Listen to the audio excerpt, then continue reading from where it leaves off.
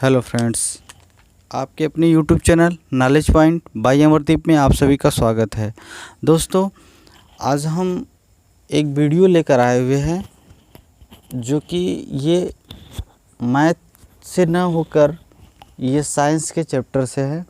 और हम इसमें साइंस का एक चैप्टर है, इसका नाम है ऊर्जा, एनर्जी। एनर्जी से हमने एनर्जी चैप्टर से हमने ये लाया है।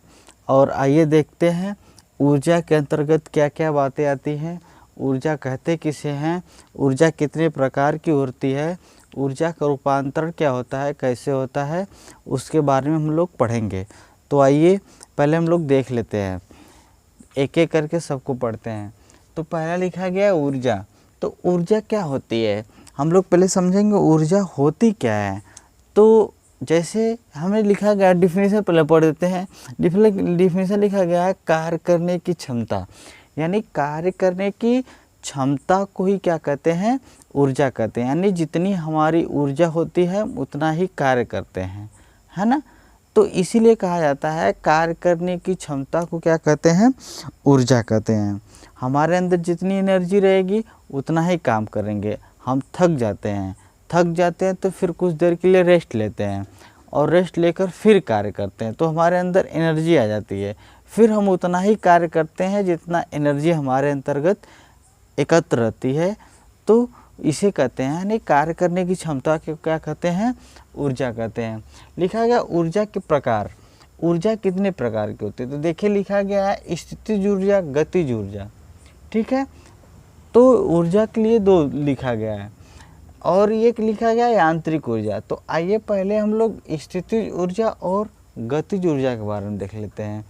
तो यहाँ लिखा गया है कि विशेष स्थिति एवं आकृति में परिवर्तन के कारण संचित ऊर्जा को ही स्थितिज ऊर्जा कहते हैं। यानी कह रहा है कि विशेष स्थिति एवं आकृति में परिवर्तन के कारण संचित ऊर्जा को क्या कहते हैं, स्थितिज ऊर्जा कहते हैं। जैसे बंदूक का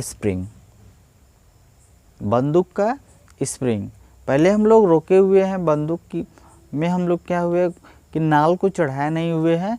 तो हम जब नाल को चढ़ा लेते हैं तो उस समय अगर चढ़ाने से पहले क्या होता है, वो एक स्थिर होता है। ठीक है, दूसरा क्या लिखा है, कमान की खींची डोर।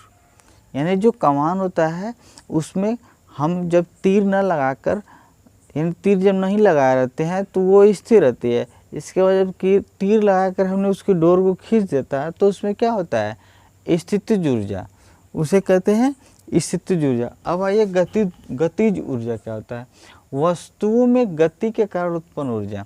यानी कोई भी वस्तु है और उसमें गति के कारण उत्पन्न ऊर्जा को ही गतिज ऊर्जा कहते हैं। यानी कि वो गति में है और वो क्या कर रहा है कि उसमें फिर से कहीं बाहर से कोई एक ऊर्जा ला दी गई है और उसमें क्या टकरा दिया गया है, तो वो क्या है कि बदल जाता है। जैसे गतिमान पानी बह रहा है और हम उसको, और उसी के रास्ते से, उसी के जो वेग की दिशा है उसमें हम क्या करेंगे, पानी को और तेज बहाव कर देंगे, तो उसे कहते हैं क्या, गतिज ऊर्जा। यानी गेंद, फिर वायु, ये सब क्या है, ये आता है किसमें, गतिज ऊर्जा के अंतर्गत। और हमारे देखिए बीच में लिखा गया है यांत्रिक ऊर्जा। यांत्रिक ऊर्जा क्या होती है, स्थितिज ऊर्जा और गतिज ऊर्जा के योग को क्या कहते हैं, यांत्रिक ऊर्जा।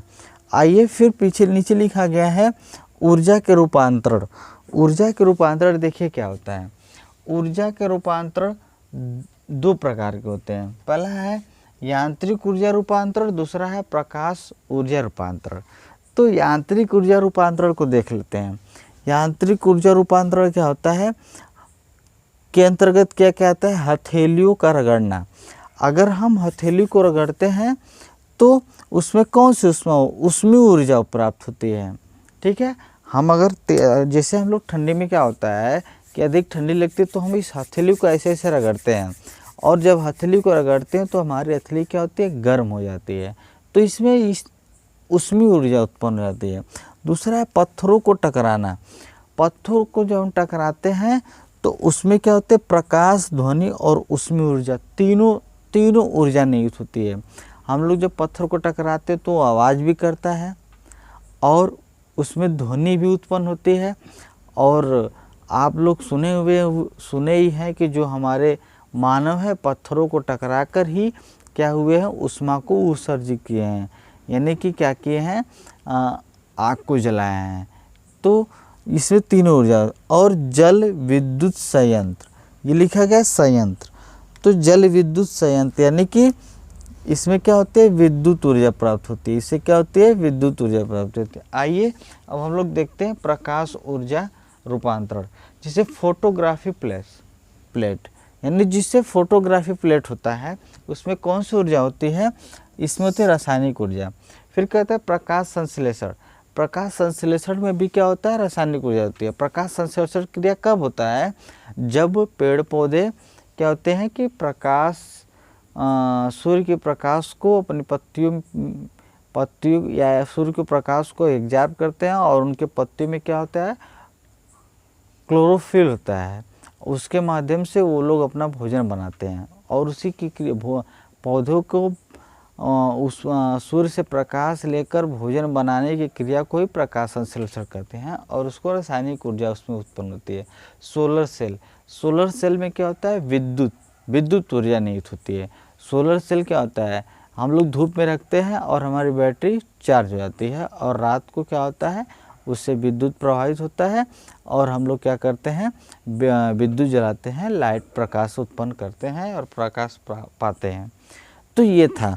आइए अब आगे लिखा गया है ऊष्मा ह्रास। ऊष्मा ह्रास क्या होता है, तो लिखा गया है ऊष्मा रूपांतरण के समय ऊर्जा का कुछ भाग क्षय हो जाता है। अगर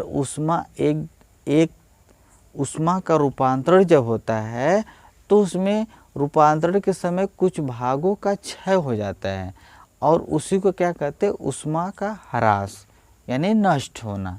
ठीक है। अब आइए ऊष्मा के सीमित संसाधन।